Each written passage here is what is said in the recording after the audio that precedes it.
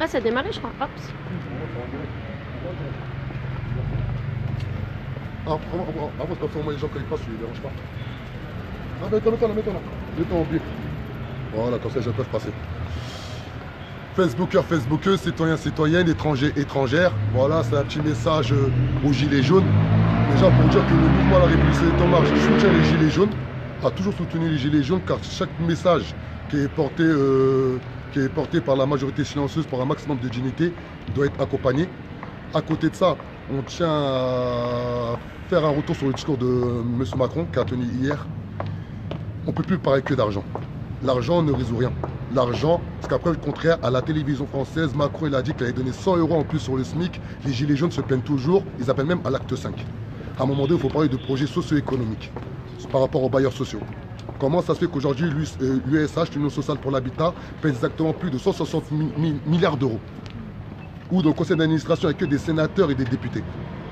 Exemple, la pression institutionnelle, l'aide sociale à l'enfance, l'UDAF, la caisse d'allocation familiale. Beaucoup d'institutions aujourd'hui ne sont plus au service de la population. Exemple, la politique dictatoriale, la responsabilité des élus territoriaux. Lorsqu'on voit aujourd'hui les maires des villes font du business sur de la misère humaine. Lorsqu'on voit les maires des villes fonctionnent comme un système féodal, où les maires sont les seigneurs, leurs vassals sont les élus, et les clergés sont les tissus associatifs, voire les tissus syndicalistes. Et à côté de ça, il y a les vilains. Les vilains, c'est la population. Où on est là, on cravache à payer nos taxes d'habitation et nos taxes foncières.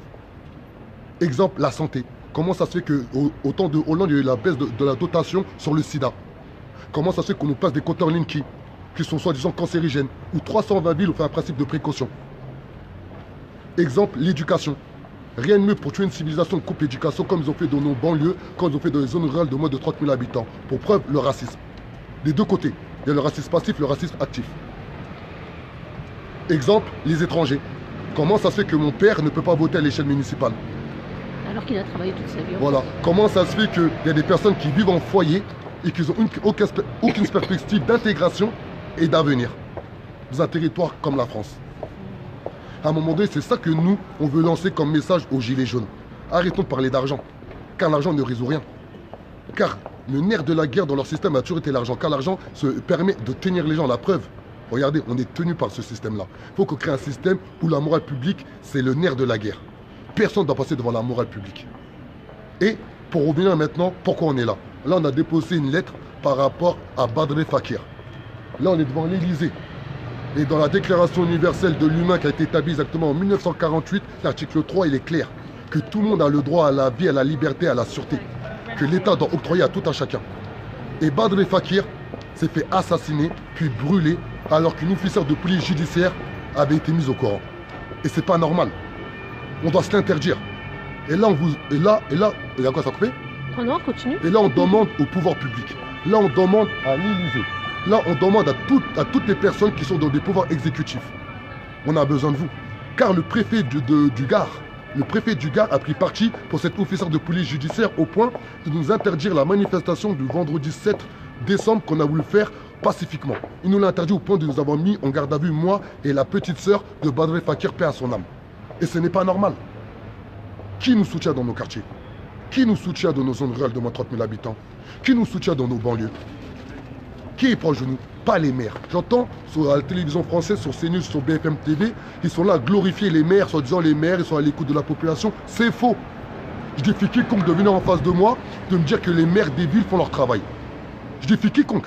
J'ai visité plus de 50 villes, moi, à titre personnel. J'ai rencontré plus de 100 élus municipaux. Encore ce matin, une administrée m'a envoyé une discussion qu'elle a eue avec un maire, avec un élu de Rosny-sous-Bois. Il la juge, il la pointe du doigt, il fait des jugements de valeur. C'est ça qu'on vit, nous, dans nos banlieues, dans nos quartiers, dans nos villes de moins de 30 000 habitants. Les maires sont inexistants. Les élus sont inexistants.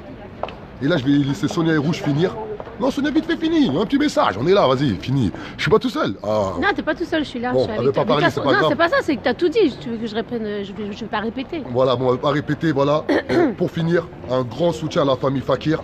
Un grand soutien à la maman Fakir qui a enterré son enfant alors que pour toute mère, on souhaite toujours que nos enfants nous enterrent. S'il vous plaît, il faut qu'on élève le débat politique, comme je viens de le faire en face de vous depuis près de 5 minutes. On est en direct de l'Elysée.